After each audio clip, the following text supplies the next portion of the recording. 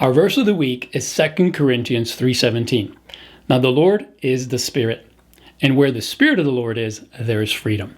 This is such an important truth to catch. This week, as we build our budgets, we're inviting the Spirit of the Lord into the process.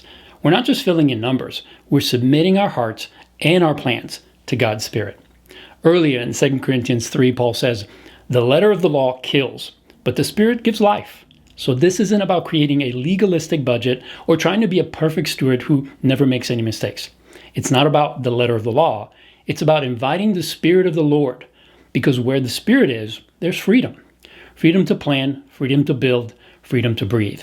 And when the Spirit enters the equation, well, miracles happen. Debts are erased, margins appear, peace replaces pressure. Then as we submit our plans to Him, just like we talked about last week in Proverbs 16:3, He establishes it. So this week, let's welcome the Holy Spirit in our finances. Let's experience freedom. Freedom from debt, freedom in margin, and freedom for the future. Say it one more time with me. Now the Lord is the Spirit, and where the Spirit of the Lord is, there is freedom. 2 Corinthians 3:17.